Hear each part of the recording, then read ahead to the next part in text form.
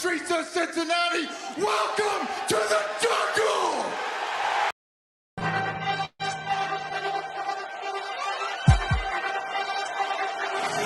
Let's go. Stripes, stripes, stripes, stripes, stripes, stripes, yeah. Stripes, stripes, stripes, yeah. Stripes, stripes, stripes, yeah. Orange in the day, black in the night. Stripes in our veins, sparks gonna fly. The beast is awake, orange, black and white. Cause when the jungle come alive, who day we ignite and stripes. Cincinnati, we gon' rise and in the jungle we unite and dripping orange and black and white. All day when we fight, live and die in these stripes. Wake up the beast, every day is a feast. Time to bust it off the leash. In the jungle dripping heat, tigers stripe the city streets. East side stand up, west side stand up. If you reppin' who day, time to put your hands up. Bengal stripes, we in it. New day, new age, yeah, we get it. Cincinnati jungle fitted. Who they in our house, we win it. Orange and black and white, we build it. Earn our stripes, you know we kill it. Bleed our colors, jungle dripping. Nasty, natty, yeah, we live it. Lit the crowd, get the city loud. Yeah, we feasting now. Fit the bounce, make the city howl. Now we beastin' now. Thunder through the tunnel, from the sideline to the huddle. Stripes we tatted on the jungle when we flex that who they muscle on them. Stripes, Cincinnati, we gon' rise and in the jungle we unite and dripping orange and black and white. All day when we fight, live and die in these stripes. Stripes. Now who gotta move like it on? Stripes. Now who wanna move crossing on? Stripes. Now who wanna move on? If you got stripes and you let the city know you rock 'em, yeah we got 'em, yeah we fought 'em. Like that black and orange up on 'em, bingo ball 'em, never stop it till the beast of beast and know who they rockin' with the diamond stripes, flossin' on the ring. Cincinnati, she's our queen, we gon' show the world who king. Orange in the day, black in the night. Stripes in our veins, sparks gonna fly. The beast is awake, orange, black and white. Cause when the jungle come alive, who day we ignite and Cincinnati, we gon' rise and in the jungle we unite and dripping orange and black and white. All day when we fight, live and die in these stripes. Now who gotta move like it on? Now who wanna move crossing on? Now who wanna move on? All day when we fight, live and die in these stripes. Hey guys, what's going on? Welcome to the show. This is Sports with Strawberry Ice. I'm your host, the Iceman, Jeff Trunapole. And as always, I'm bringing you sports from a West Side point of view right here in the great city of Cincinnati, Ohio, home of Jackpot Joey Burrow and the first place Cincinnati Bengals. Now, do me a favor, if you found the show, hit that like and subscribe button, smash that thumbs up. I'm up to 1,374 subscribers. That is awesome. I appreciate every single one of you. Also, if you're following me on Facebook, which I have 1,500 followers on Facebook now, which is awesome. I appreciate every single one of you guys. And you have not subscribed to my channel, please go to the YouTube channel, Sports Strawberry Ice. Hit the subscription button, hit the bell for the notifications. And every time I go live, like tomorrow might be earlier than I normally do. And Thursday is going to be live from tailgating down there at the Jackpot Joey tailgate. So that might be earlier, just to give you a heads up. So you make sure you subscribe and you know when I go live. Also, exclusively in the YouTube chats, we're doing super chats. So if you like to support what I'm doing, I would greatly appreciate it. Now I'm coming to you live from the Ice Cave, and the Ice Cave is brought to you by T Properties. T Properties, quality housing for quality people. Check out their website at www.tpropertiesllc.com for all your rental property management needs and your rental needs. All right, this is going to be a short week. Thursday night football. The jungle better be sold out. I'm going to find out if it is. I'm going to the main woman down there at PBS. She's none other than Emily Parker. Emily, what's going on? Not much. It's a busy week, like you mentioned, but it's exciting stuff. Exactly. Emily, I was talking to you last week. I'm so fired up. I cannot believe. Well, I can believe we beat the Squealers, but the way we beat them was awesome. I can't wait to get to Thursday night. Like I said before I brought you in, how close are we to selling out? Do you know? Are we going to be a sellout? Are we close? What's going on? Yeah, the ticket interest has been huge, especially coming off of a big win. And so we've got a lot of momentum. We are not quite sold out yet, but we've already sold more tickets than we did for the Minnesota game. So it's going to be a bigger crowd than what we had week one, which was a great crowd. The crowd impacted the game and they were a Absolutely. huge part about it. And I was talking to Zach Taylor not too long ago, and he wants to stress how important the fans are. And so if you haven't gotten your tickets yet, there are still tickets available because we do want to get that jungle completely packed and really help make a difference in the game, but also celebrate the Ring of Honor. So it's a fun night and it's in prime time, and let's showcase everything we've got. Absolutely. As you see, I got my Ring of Honor shirt on that I got to quit going to the pro shop. Every time I go to pro shop, I end up buying something, but Yep. but I love going down there. But let's get to what is happening Thursday night. And this is what I got from since I'm a season ticket holder. It says the garage is open up 2:00, lots 1A, B, E. Hilltop open at 4:20. Jungle Zone opens up at 6:20. Gates open up at 6:50. Warm up 6:52. Jungle Zone closes at 7:50. Player introduction 8:10. National anthem, Rural of the Jungle, kickoff 8:22. I'm ready to go. Yeah. And the cool thing is, the Rural of the Jungle is going to be Anthony Munoz, Ken Rowley the second, and Ken Anderson. Am I right on that? Absolutely. So it'll be the first time we have 3 rulers of the jungle, and it's just another way to really celebrate the Ring of Honor class. And, we wanted to highlight the former players that were going in to this inaugural class. And so I think that stadium is going to be really loud as they lead the jungle in the Who Dey chant. Absolutely. Because like you said, it wasn't full. Let's be honest, against Minnesota. And there were a lot more Viking fans there than I really wanted to admit, but we were louder than they were.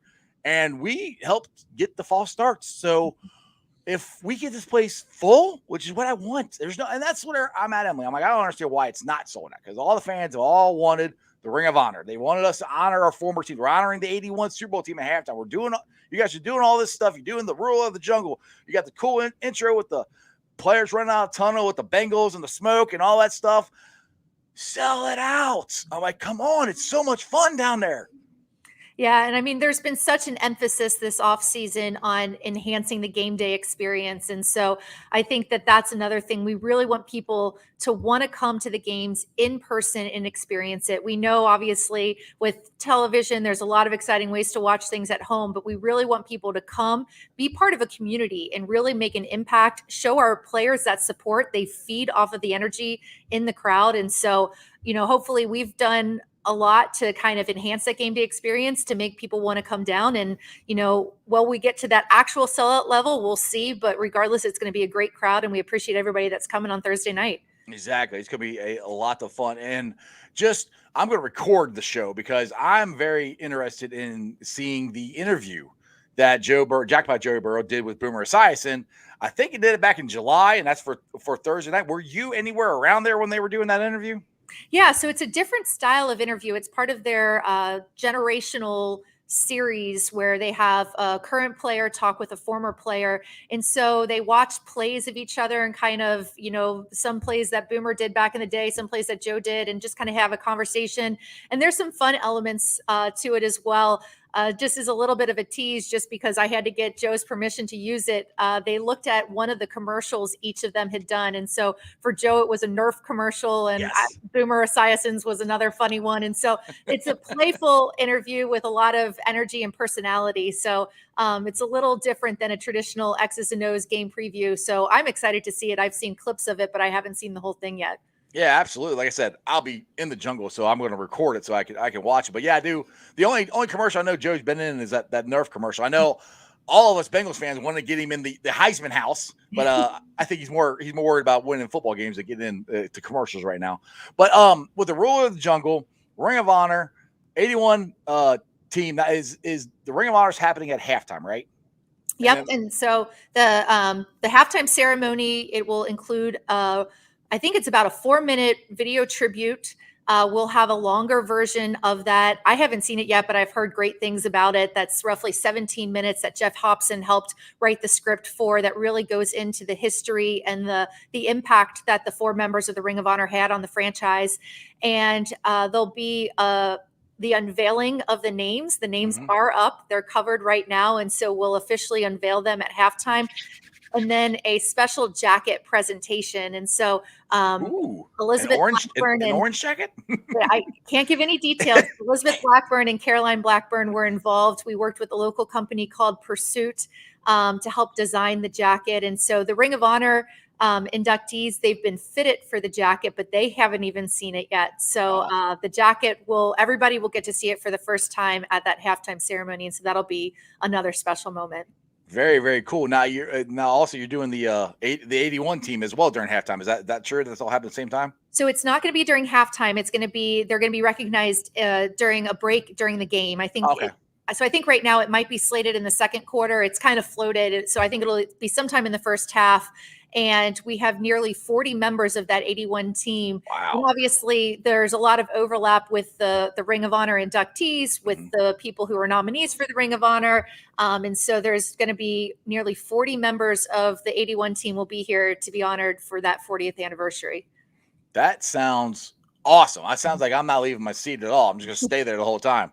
Exactly. And that's just it. Between the action on the field and then all of the extra things, there's going to be a lot of reasons to stay in the seats for this game. Yeah, exactly. And we have also, you got Zim Hude coming, and Ace is coming, and Joe Goodberry's coming, and the boys from Locked On Bengals are going to be there. So they got their own section now. I don't know if you know what Zim is trying to get here for kind of a fun thing for us fans to do, is to try to wear the Zuba pants. You know what those are, the crazy striped ones? Uh-huh. So that's what I'll be wearing those with my orange hair and my cape here. So I'll definitely be standing out. You'll be able to see me, but I can't wait for tonight. This is I've said it before, I can't say enough, but this is what Bengals fans have been wanting, and it's so cool that we're finally going to have it, and it's on national TV. And after we beat the Squealers, and the cool thing is the national narrative is starting to change a little bit. They're like, ooh, maybe the Bengals aren't that bad. We're like, I'm like, I know, I've been saying this all year. I don't think they're going to be that bad. I'm like I said, I got orange sunglasses, so I mean, I look through those a lot, but I said 11-5 is what I've said. And right now I'm on pace. I said we start out 3-1, so I'm doing pretty good, knock on wood. So, all right, we got the Ring of Honor, we got the 81, we got the Rule of the Jungle. Is there anything else that any other surprises we might be looking for? Should the fans get in there as early as they can? Yeah, I mean, I think we obviously always encourage fans to get in early, because I think there's more, especially as we talk about the game day environment, of it kind of starts about 20 minutes before the game starts with various hype videos. And then you roll into the player introductions and all of the things between the national anthem and the coin toss and the ruler of the jungle. So it really starts about 20 minutes before kickoff is when that kind of hype builds. And so getting in early will make sure that you don't miss a minute of it. We are going to have extra things to kind of try and get fans into the stadium quickly this game, because we know there's going to be a big crowd. So we are going to have more people scanning tickets to try and move people in faster, just in case, because we know some people do like to tailgate up until the last minute. So right. We're going to do our part to try and get them into the stadium in a timely manner, but we always recommend getting there early just to make sure you don't miss anything, since it is going to be a very special game this year. Exactly. Yeah, I was driving around the stadium today because me and Matty Myers had to make sure we gave some more Bengal players jackpot hats. So CJ got his, and I love it that Uno was wearing his at practice today. So that was cool. But just driving around the stadium, I seen all you already got the metal barriers up for to get fans in faster. I mean, because there's gonna be a lot of people there, and just the turnstiles and everything. People don't like that, but you guys are getting set up. They got the Rule of the Jungle set up. I saw the palm trees or the apple plants or banana plants or whatever those things are. It looks really, really cool. I like what you guys have done with the stadium itself. And I love where the players walk out to go to practice, the big concrete wall there, the big orange sign that says Rule of the Jungle, or welcome to the Rule of the Jungle, I think is what it says. But yeah, that is cool. There's the stuff you guys have done. I don't know what fans could complain about as far as the job that you guys have done to make this a more of a fun environment. And it's going to be a celebration Thursday night. And we're here to celebrate our team and our history. And that's it. And just have a lot of fun. And I'm here for that. And tell me a little bit about the Jungle Zone, because that's a new thing I think you have this year too, right? Yeah, so the Jungle Zone is located over at the Icon Music Center, right across from Paul Brown Stadium. And it really, over there, it's a great setup because there's opportunity to kind of have more space and spread out than when we were on the plaza previously. And so they have inflatables with like games that you could play, like a football toss. They have cornhole. There'll be a DJ. NFL Network, we were talking with them because obviously they're doing a lot to broadcast the game. And so I think they're planning to put one of their crews over in the Jungle Zone just to showcase all the fans that are over there.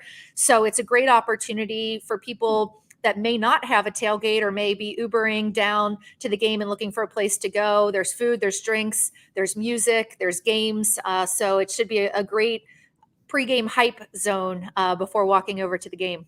Yeah, exactly. Like I said, it's just going to be a big old party, a big old Hoo-Day celebration party. It's going to be a blast. Like I said, I'm getting down there about 3:00. So I know. I was curious what time we'll start to see people in the banks, and it's great with Dora now. There's so much, people can walk around. The weather looks like it's going to be spectacular. So it's all coming together, and it should just be a fun day all around to really build to the excitement for that night. Yeah, and you're debuting the all orange uniforms Thursday night, if I'm correct on that, right? So it's orange jerseys, then it's the white pants with the orange stripes, and then they'll wear orange socks. There you go. Yeah, that's right. We don't have orange pants. That's right. Yeah. Yeah, the players care about the socks. That's one of the things that I have picked up on, and so we do get their input for which socks we wear each week. So they voted on it. Had to be make sure it's the orange socks. Huh? That's cool. Yes. Well, like I said, you guys are listening to everybody, listening to the fans, you're listening to the players. I mean, hey, that's awesome. So when it's game day and it's the game starts and all the festivities and everything, well, you got more at halftime, but the game starts. Where does Emily watch the game at? Where are you usually at watching the game? Yeah, so for road games, I'm down on the field and I serve as our PR rep down on the field liaison. I'm the liaison for the sideline reporter, handle any injury reports, help the sideline reporter get our head coach at halftime to talk to him for a couple of minutes. For home games, our part-time interns serve in that capacity, so it allows me to be a little bit more of a floater. And so that's exactly what I'm going to be doing this game, because there's going to be a lot of different elements that I'm going to be helping to coordinate. So for a traditional 1:00 game, I sit up in the press box for the most part, and then post-game, then help to coordinate post-game interviews in both the on-the-field setting as well as the news conference setting. But for a game like this, I am definitely going to be wearing my walking shoes because I will be going back and forth between here and the Icon Center and down upstairs and downstairs and all over the place. So it should be a fun day, but I bet you I'll get more than 10,000 steps in, that's for sure. Yeah, exactly. That's exactly what I say when I go down there to go tailgate, because I'll start at Jackpot Joey, then I go down to the Bengals bomb squad. Then I'll end up over at Bengal gyms, and then I go into the stadium. And that's why I always say, if you want to hang out with me, you got to have your walking shoes on, because I'm walking around everywhere. Now, speaking of you being on the field, the Mike Hilton mic'd up episode.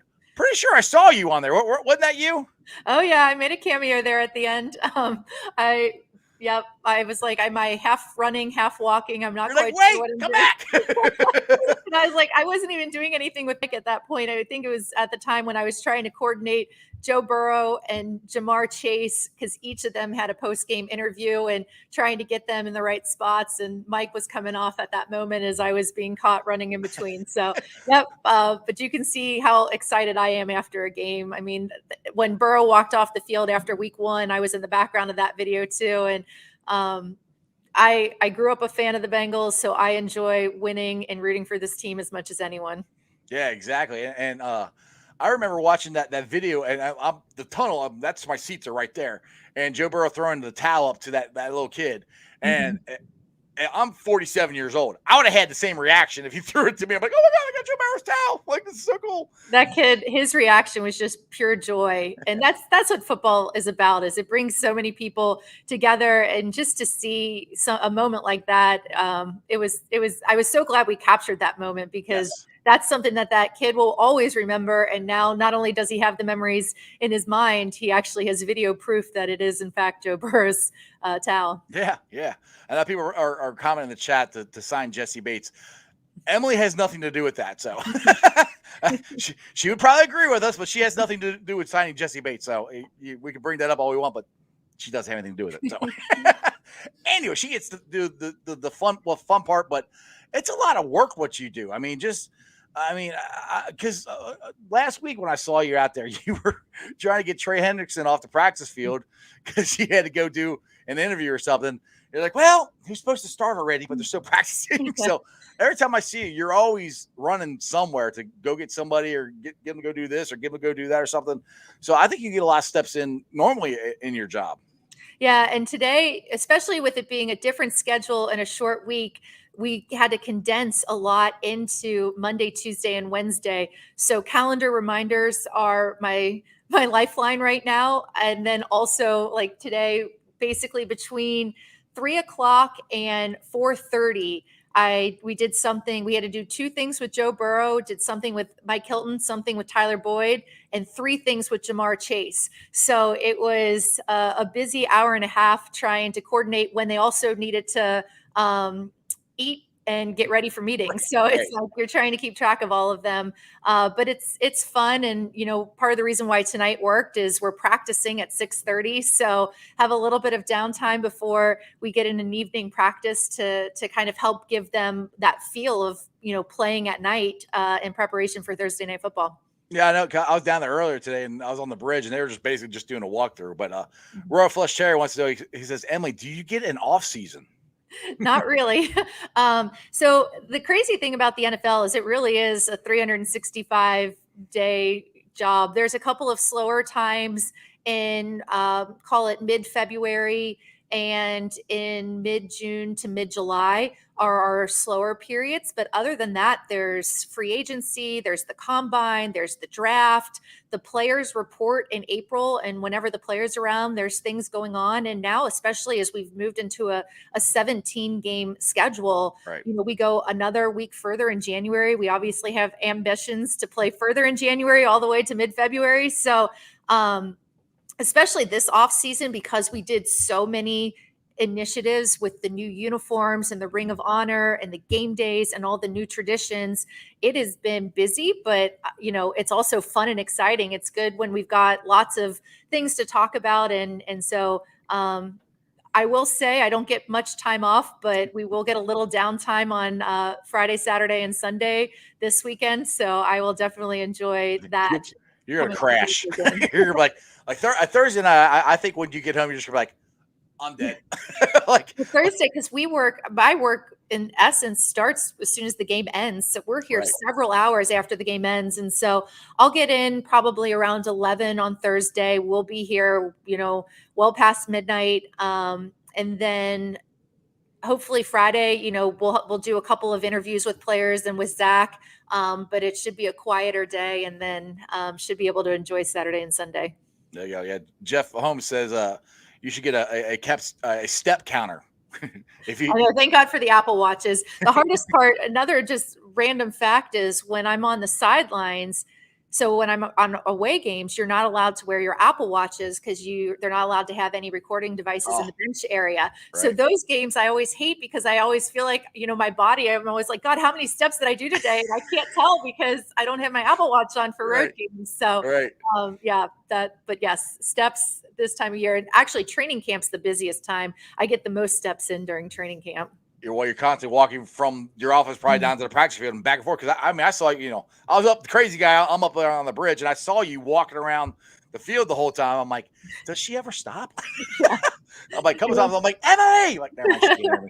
I'm on the bridge. It's too far away. But Emily, I appreciate you coming on. I can't wait till Thursday. I hope we sell this out. We should sell it out. But either way, it's going to be an absolute blast. And I always appreciate you coming on and talking to me when I'm down at the stadium, and you're just awesome. And I'll just give one last plug for anybody looking for a place to hang out tomorrow night. The Bengals radio network will be at the Holy Grail from 6 to 8, and Ken Anderson will be there from 6 to 7.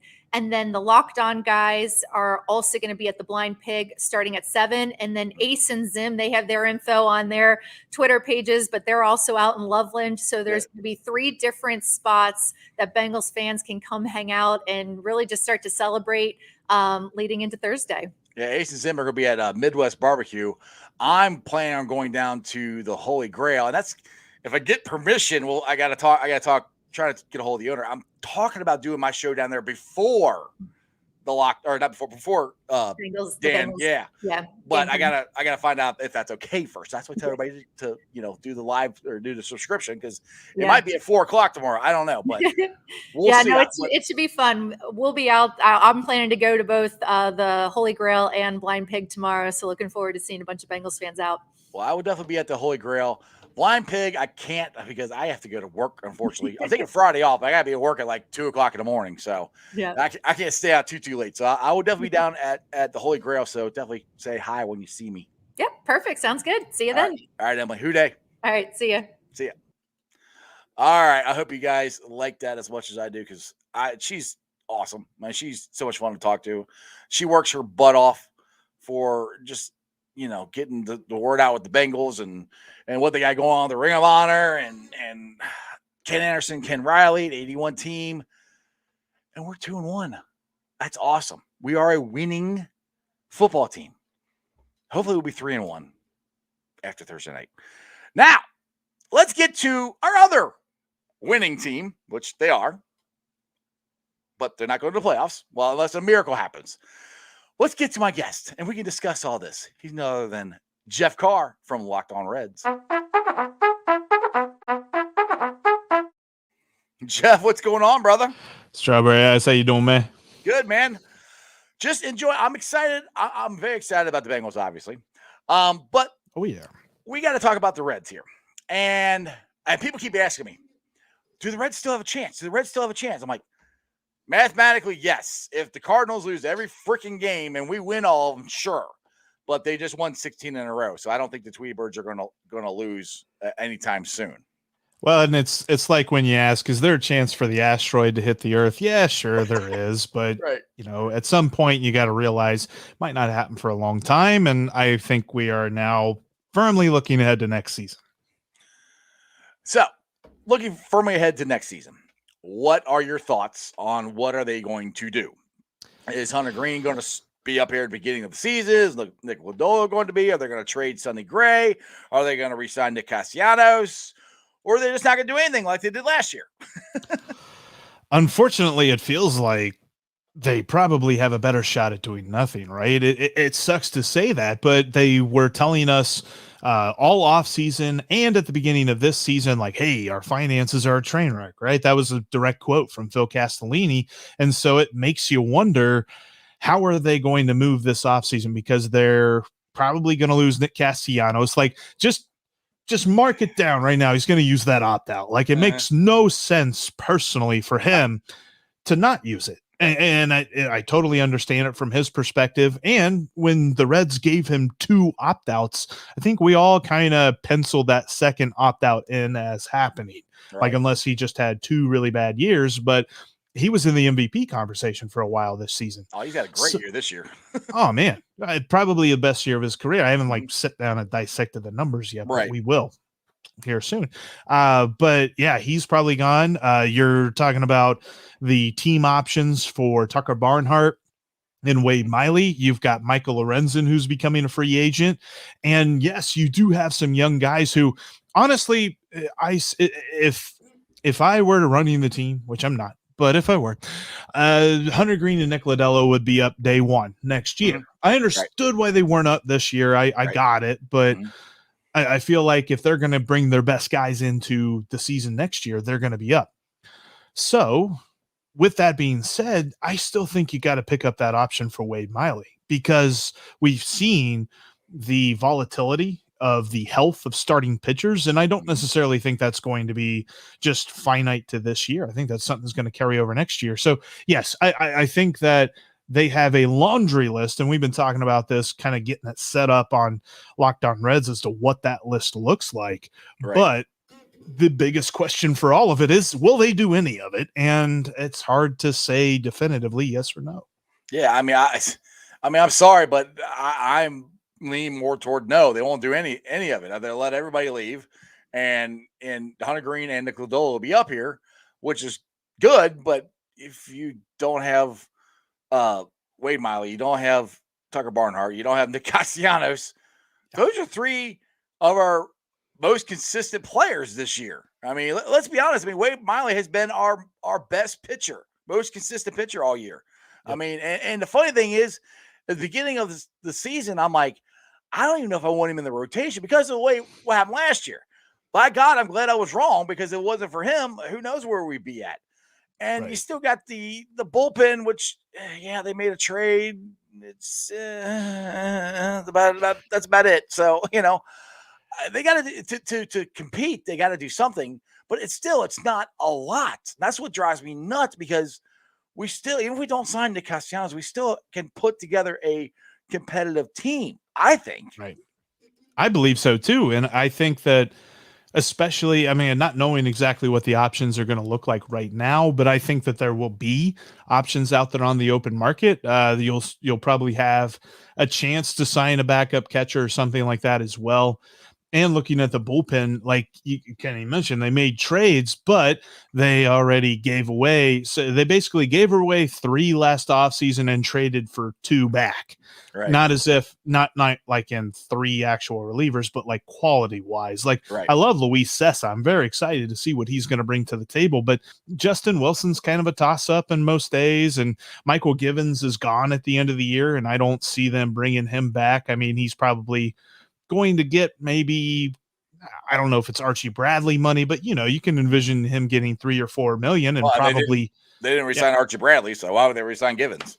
Exactly. So you look at stuff like that, and I hate this because I'm coming on after Emily. She's all excited. You're excited. I'm excited. I'm a Bengals fan. We are pumped about this. And now it gets to the Reds. It's like, it's like, here we go. And that's the thing too. Like, if I'm ownership, I got to understand that the fan base is volatile right now. The fan base understands that they have been put through the ringer the last 6-7 years and asked to wait. So we did. We were there. We followed the team. We're right with them.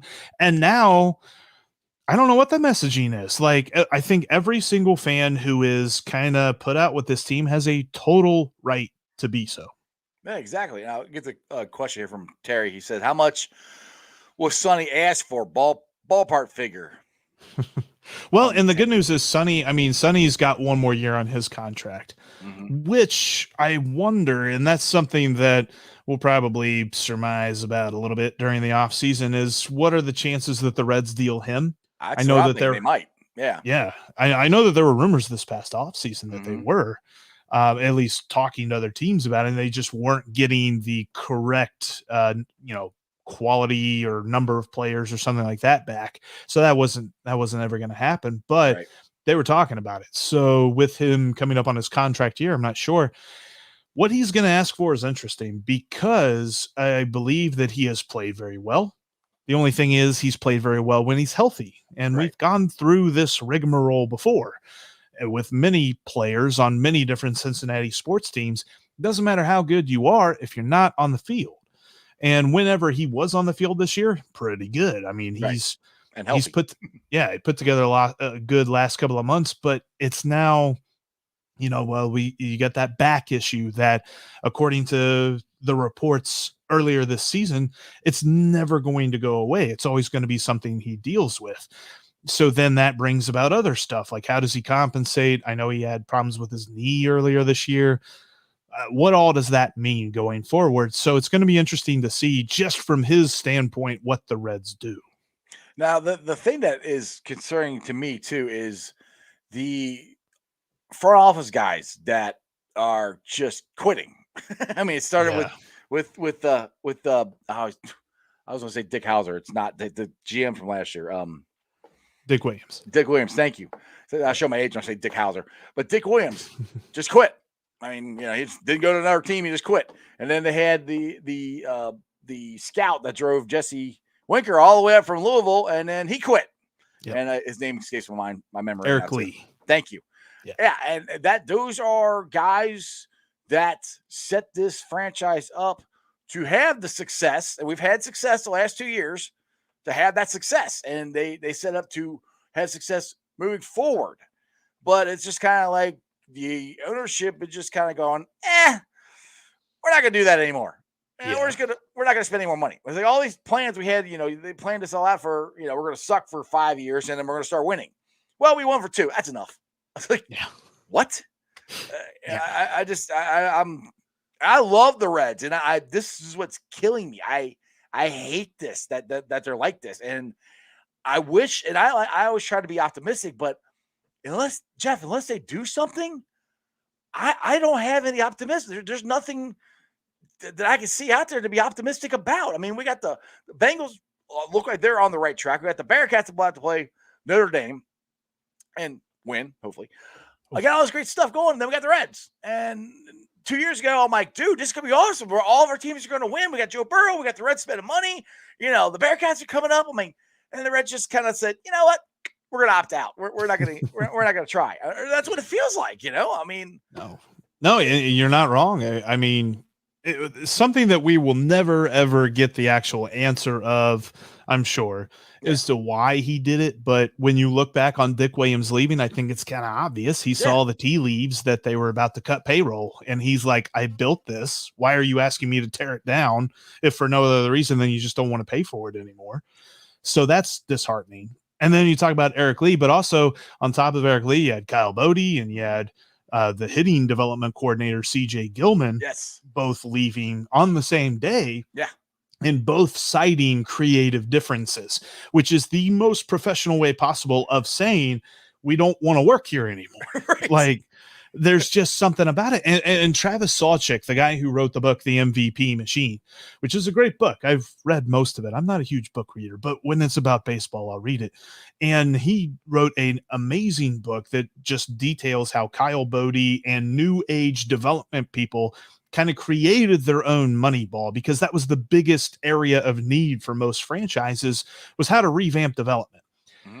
And with Kyle Bodie being a central character of that, whenever he was announced as the Reds development coordinator for pitching, which I think it was like senior development, I don't know, there's a whole bunch of titles.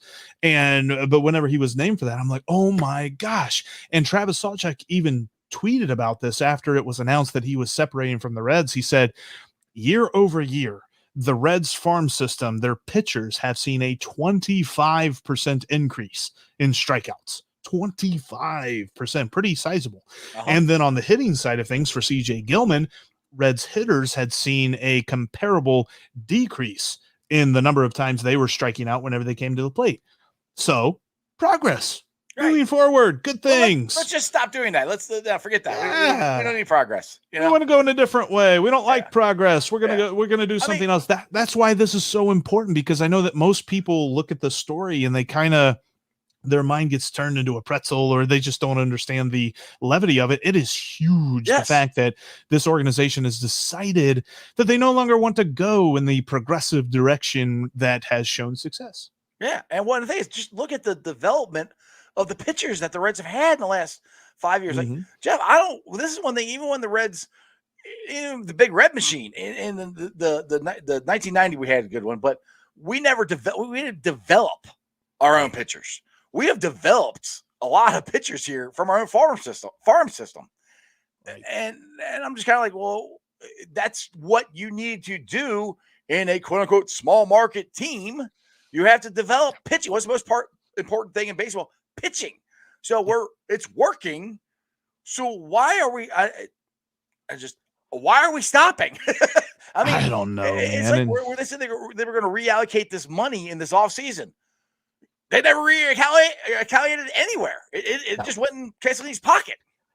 And that's another thing that I hope, like with these options that are coming up, like hopefully they budgeted for the team options. I mean, that's a whole bag of worms if that's not the case. But Yeah, and hopefully the allocated money can get reallocated to Nick Castellanos or something like that. I don't know.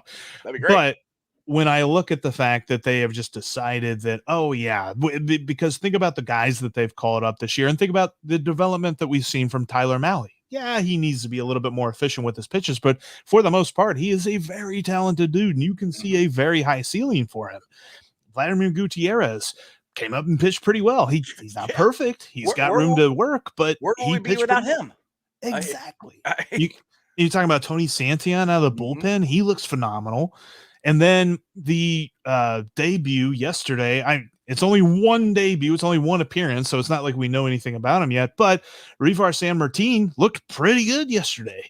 Those aren't things that you said about guys that the Reds called up between 2015 and 2019. Most of the time, when they called guys up during that point, and Tyler Malley was a part of that group, so obviously he's the exception. But Right. for the most part, guys who got called up during that period of time, it was somebody didn't teach this guy how to throw strikes.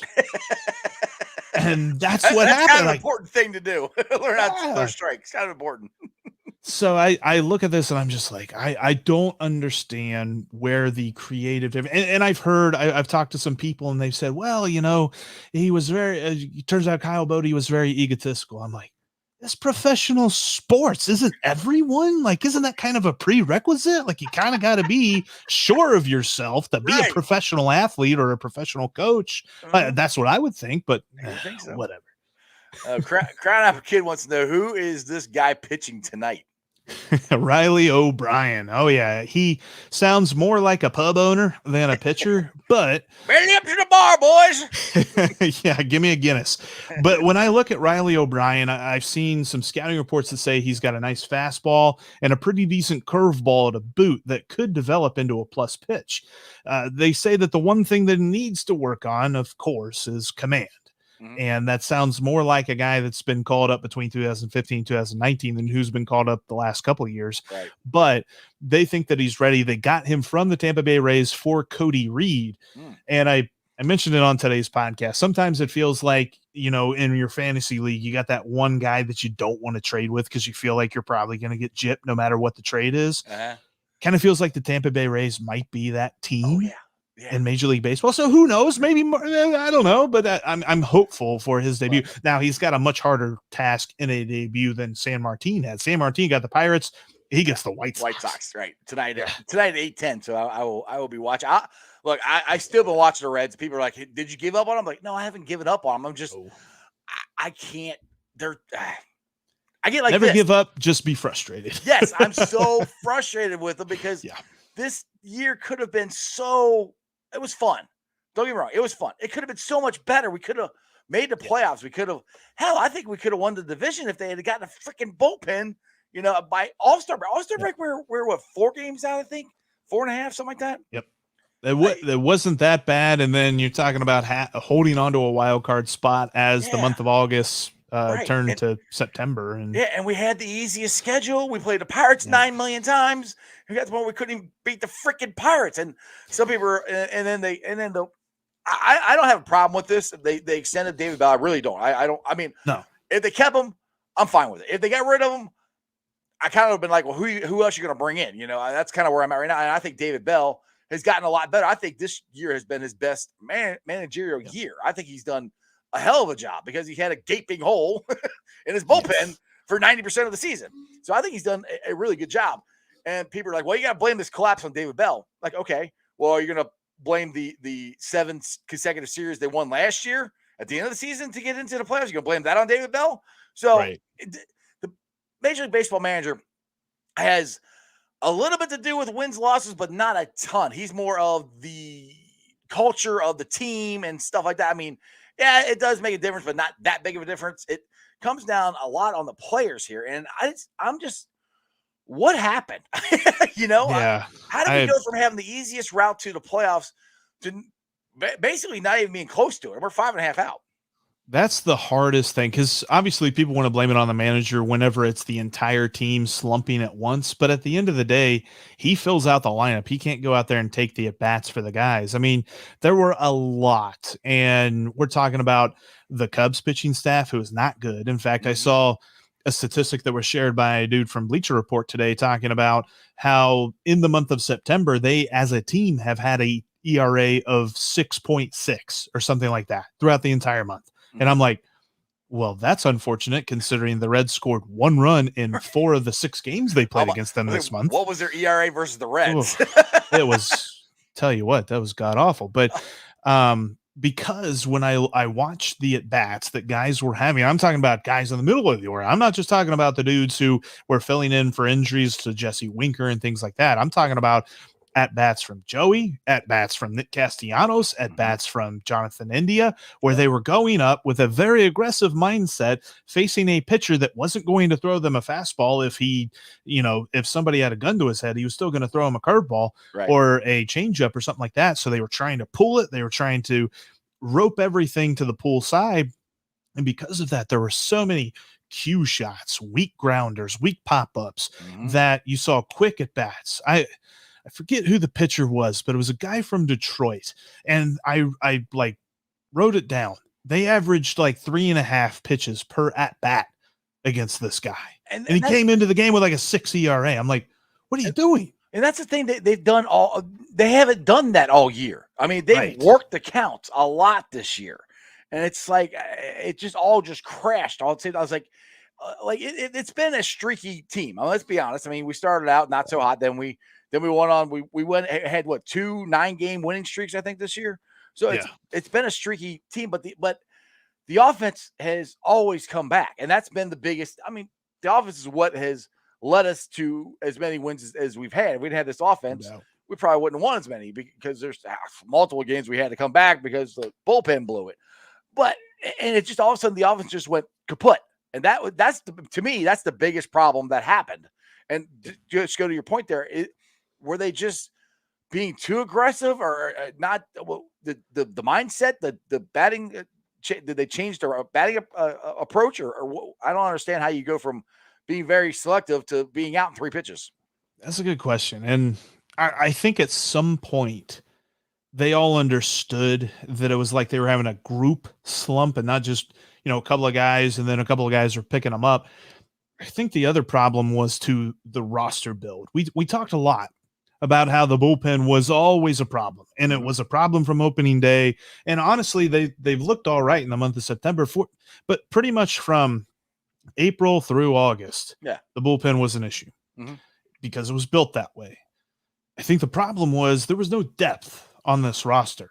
That's why you saw the weird move, because I believe it was in the middle of August when they made the move for Delino to Shields.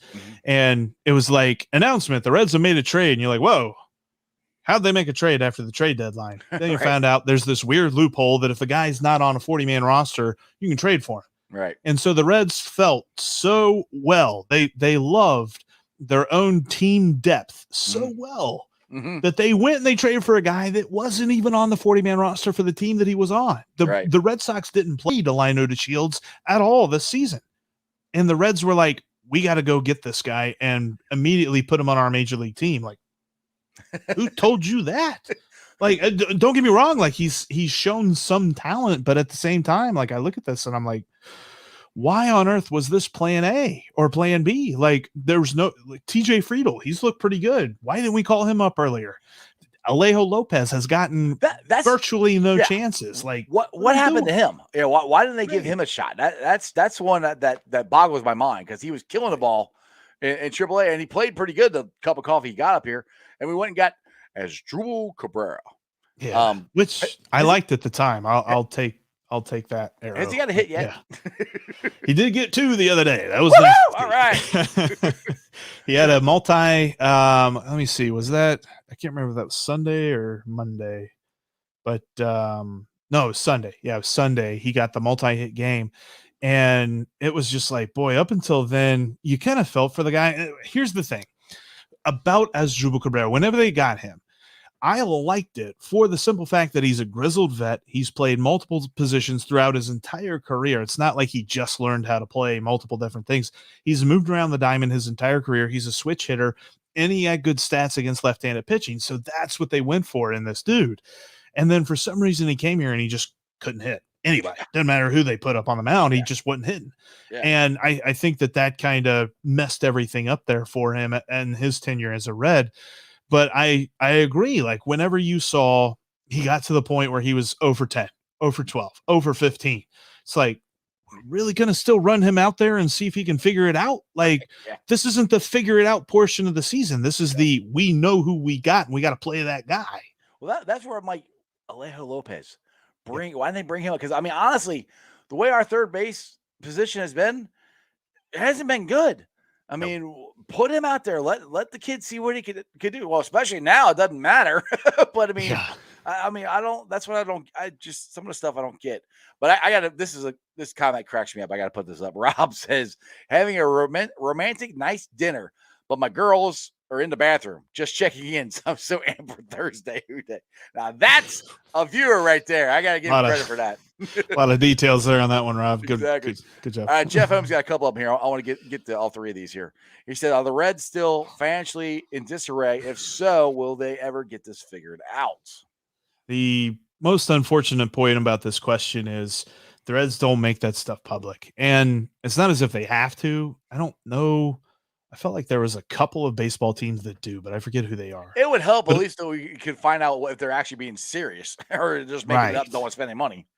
And to say that a team is in financial disarray, I think the reason that they came out and said that their finances are a train wreck early on in the season is because the forecasted profit that they had for 2020 in the month of January was completely destroyed by the pandemic. Well, that's across the board. I'm like, that's just, to me, that's just an excuse. Every Major League Baseball team had to deal with that. That, to me, that doesn't count. Everybody had to deal with it. Exactly. And let's not forget, that's profit. They didn't take a loss. They just made less money than they expected because they still make money off that TV deal. So they're still having an influx of money coming in. It's just not as much as they were expecting because you don't have the gate revenue. And as much as we might hammer home, gate revenue, ticket money, all this other stuff, that is still a smaller piece of the pie than the television deal is. The television deal is still huge. And that's why you see teams like the Dodgers and the Yankees and the Mets who can spend whatever they want on free agents or trades because their pie is so much larger because their television deal is so much larger than the Reds. Right. The Reds still make money, even if there's nobody at the ballpark. They just don't make as much. And that is why they came out and they said, our finances are a train wreck. But I don't think it's something that we can look at and say, well, they're operating at a loss. I don't think that's no. As far as I know, no Major League Baseball team is in the red. as far even from the pandemic last year, or that's still going on. However you want to look at it. And Jeff has another thing here. Said it's sad when you have a really good team, but you don't have the backing of ownership to help give that extra push for the playoff run. Now, this is what. And I like using Bob Castellini's own words. He said this when he bought the team. I'm bringing championship baseball back to Cincinnati. Still waiting for that to happen. He said this when he fired Dusty Baker. I'm just tired of losing. We're not going to lose anymore. What the hell has happened? I mean, where did that guy go? Where did that Bob Castellini go? What happened to him?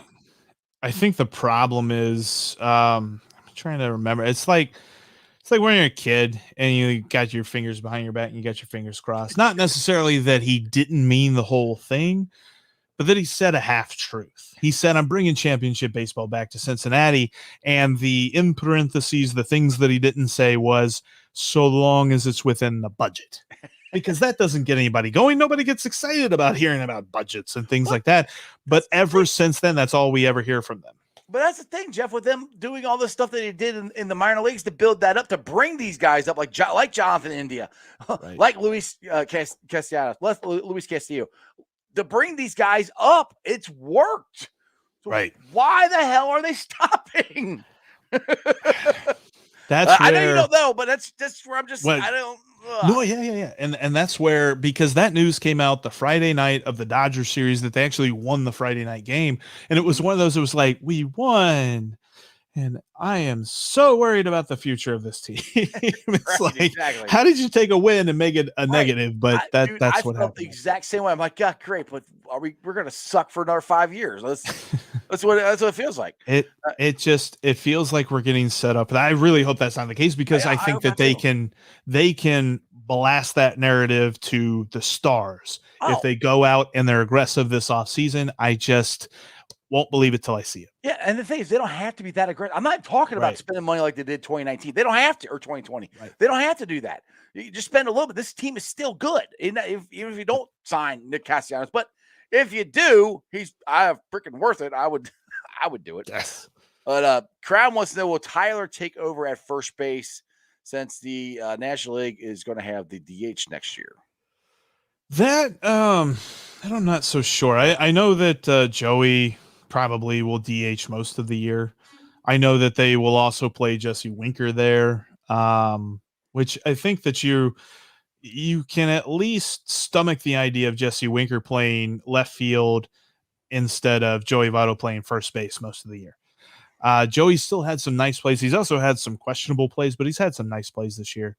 So I think that it's going to be more of a platoon scenario. I think David Bell will use the DH to his liking, in that he can make multiple different lineups in multiple different ways and things like that. I think that you're not going to see a bona fide DH for the Reds next season.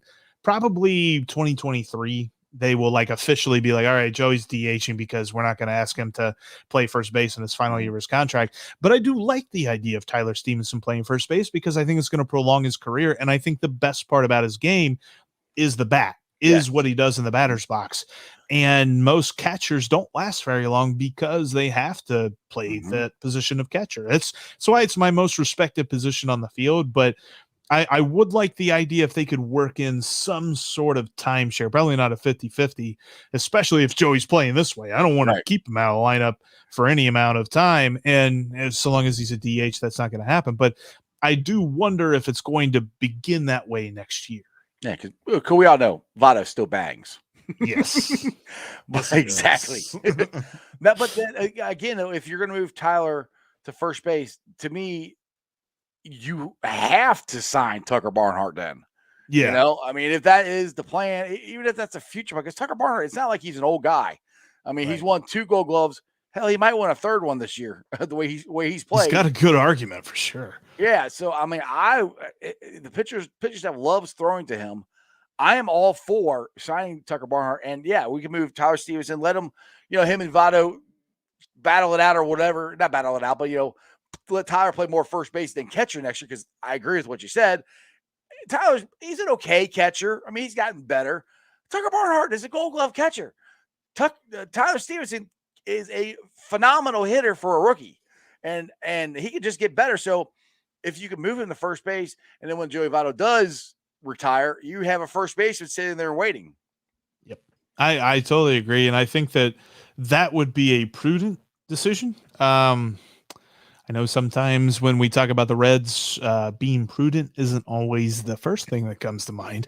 Right. But I think that would definitely be something that they should consider is how much they can work him in there. Because I think that in the limited time that he's shown this year, he probably needs some work on his stretch and pick at first. But for the most part, he can feel that position pretty well. Yeah, I mean, and I'm nothing against Joey Votto, but Joey Votto's not like a Gold Glove first baseman. He's been an adequate first baseman. So, I mean, not that Tyler has to be worse than Votto, but I think he can play the position as good as Votto did. Now, this is when I think this is true, but is the CBA up this year? I'm pretty sure it is. And it is. This offseason is going to be very tumultuous league-wide because of that, because every time you hear something that you think is good, it gets turned around by other people that know more than we do when it comes to these negotiations. I've heard, I say progress, but when we're talking about progress, we're talking about like you got 3 cheese conies and you ate like half of one. So there's still 2.5 cheese conies left before you're done with the meal. I don't necessarily know that they're even that close. I think this is going to be a tumultuous offseason, and most people who are close to the negotiations have been saying, just if you hear the word lockout, don't be surprised. Yeah, and I remember the 94 lockout. It was horrendous. Now, I have a question. Do you think with CBA being up, would that affect Nick Castellanos' decision at all? Because he could just opt in and then he doesn't have to worry about it. I think there will probably be some sort of provision, if not like language, like legal language with a CBA. It'll be something that the Reds probably announce with him is like, hey, we understand this is going to be a hairy situation. If after we agree upon a new CBA, then after that we can revisit this whole opt-out idea, then maybe so. I don't necessarily know that the CBA in and of itself is going to change Castellanos opting out or opting in. I think he's still going to. I think it's probably going to be something that he waits until there is official word that there's not going to be a lockout and that he could get a job somewhere else, because that's the other part of this equation is I firmly believe he has played well enough to make at least 20 million, if not 22, 23 million a year after this. And that's why he's going to opt out of this deal and make a lot more money. The other factor in this is the Reds are not the only team that's crying poor. Most other teams are. In fact, the reason that the Yankees even traded Justin Wilson and Luis Cessa to the Reds, literally two relievers for one player to be named later. And when they name the player, I still have forgotten the guy's name. Yeah, so that tells you everything that tells you everything you need to know about that. The reason that the Yankees did that deal was to get under the luxury tax threshold before they made their move for Joey Gallo. So even they are operating under some sort of budget constraint within whatever a budget for the New York Yankees looks like. I don't know what that looks like. I take their budget of the Reds any day. Yeah, it's still a lot better. I know that. But yeah, Exactly. it's every team isn't necessarily running scared, but they are running ultra conservative with their finances because of the CBA. Yeah, it's going to be a very interesting offseason because, I mean, honestly, I don't think nobody's going to make any kind of moves until they figure out what in the world's going on with the CBA. That's the first thing that's got to happen. Right. So hopefully, like I said, when I hear the word lockout, I just cringe because that 94 lockout was awful. I hated it. I have one more question here real quick before I'll let you go about Nick Castellanos again. And one of my buddies at work brought this up. And he wants to win and he likes, I think he likes it here. I think he likes his teammates and he's been adopted by Cincinnati. But do you think the lack of fans showing up at games here, because let's be honest here, weekdays there hasn't been a lot of fans at GABP. Do you think that would affect him at all? You know, of wanting to come back here? Or? I don't think so. I still think what's probably going to happen is after he opts out, there's probably going to be like a wink, wink, nod, nod situation where he gives the Reds first right of refusal. So whenever X team comes in and gives them 22 million for the next 3 years or something like that. I don't even know that that's even going to be what the contract looks like, but something like that. Pretty close. Probably. Yeah. Yeah. Then he's going to give the Reds the ability to match that and he can stay here. I still think that he is ultra comfortable here. And the whole way that the entire fan base embraced his son doing the t-shirt and just the way that everybody has really accepted him. And there's still, regardless of how many fewer people there are in the stands, there's still plenty of people that are waving, yelling, and he's waving back, he's throwing baseballs back to him and stuff like that. So he's still cordial. It's not a scenario where he looks as if he's just ready to get out of town. So I think that he is still of the mind that if the finances work out to how he likes it, he could come back here. Well, I hope you're right, because I've said this on the show and I said this all summer. I freaking love Nick Castellanos, and Samuel here says, sign Castellanos or we riot. So I don't know if I go that far, but I've kind of gotten to the point where I've accepted that he might most likely won't be here, but I'm still holding out hope that he will, because there's still a chance. You never know. We'll see. There's going to be some kind, and I know riot is a strong word, but there's definitely going to be some kind of like fan protest that goes on if the Reds do in fact do nothing this offseason. I firmly believe that. The thing is, and there's no Reds Fest this year. Right. And if the Reds don't do anything, they're going to have absolutely no momentum. You know, to going into the season. I think they're going to do the caravans this year. I think they are, Hopefully. but I don't know that for a fact. But I mean, that's still not here in Cincinnati. That's elsewhere. Yeah.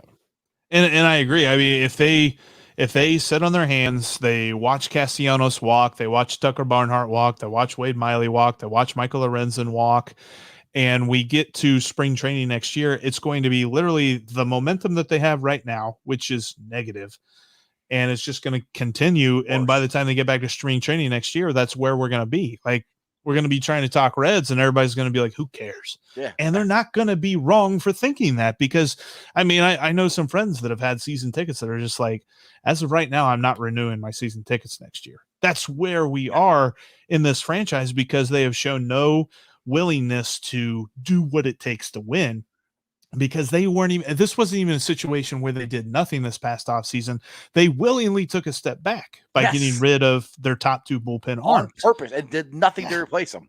Yeah. And I know that we've said that a lot this season. I'm sure people are tired of getting beat over the head with it, but that's literally, that's the truth. That's where they began this season. And then they tried to build up momentum, and then it cratered.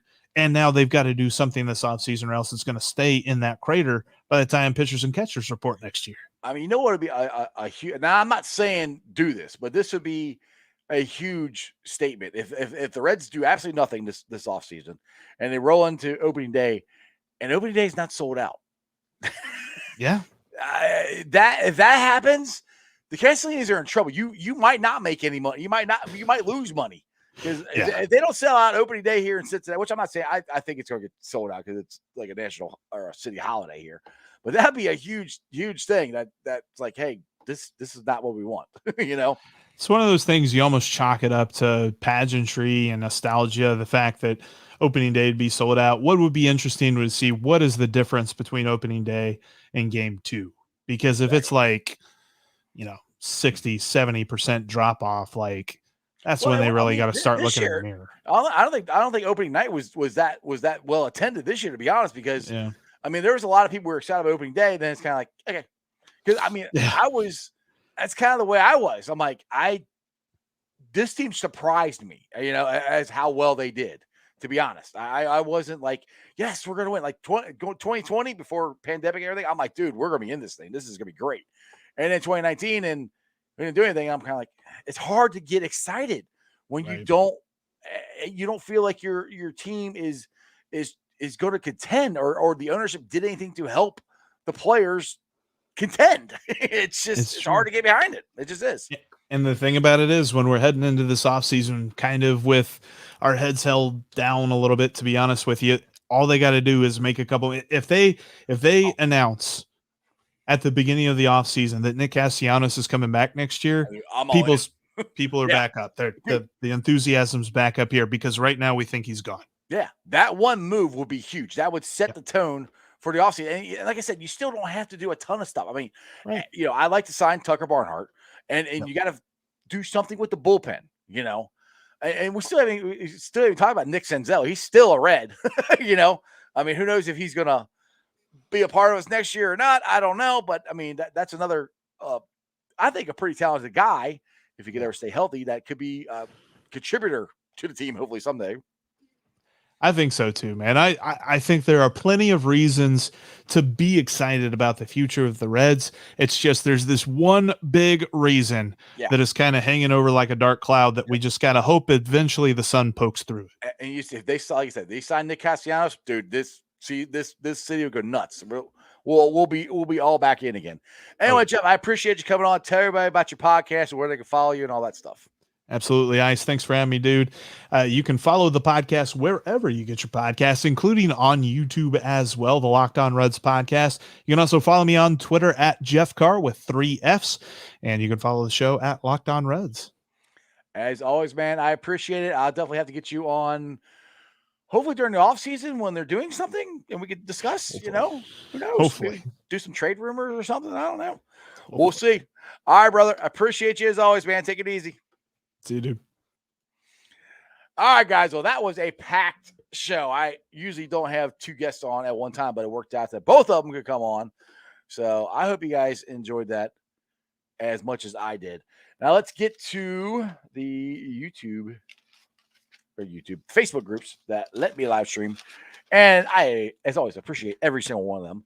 We got Houday Nation, Houday Legion, Bearcat Ruckus, Cincinnati Reds, riding third, headed for home, the Ohio State Bucknuts, the Ice Bar, and then you can follow me on all my social media platforms, all under Sports with Strawberry Ice. I'm on Facebook, Instagram, Twitter, TikTok. Twitter handle is at Jeff A. Trunapole. TikTok is at Iceman90.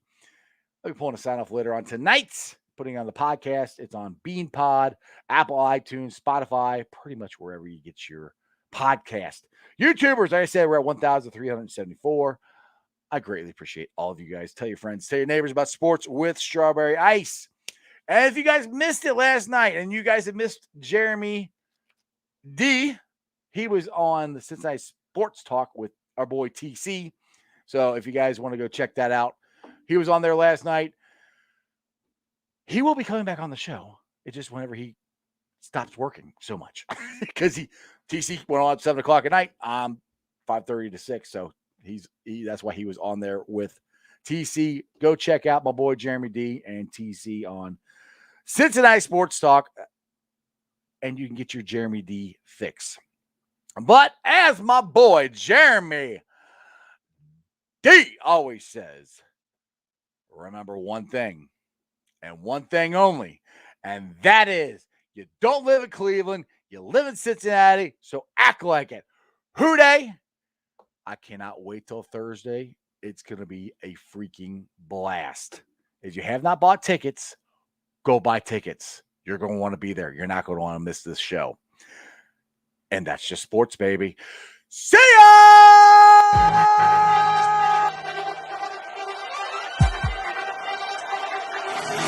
Let's go. Stripes, stripes, stripes, stripes, stripes, stripes.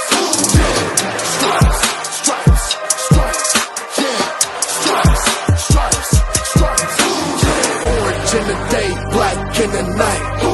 Stripes in our veins, sparks gonna fly. The beast is awake, orange, black and white. Cause when the jungle come alive, Houday, we ignite and stripes.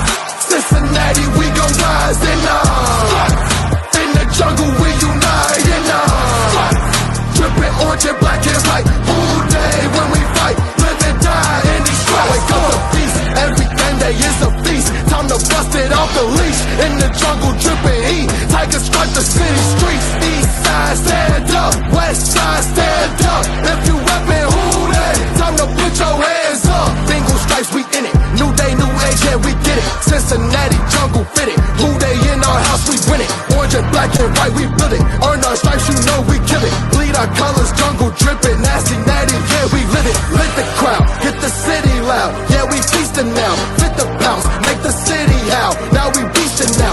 Thunder through the tunnel, from the sideline to the huddle. Stripes we tatted on the jungle when we flex that Houday muscle on them.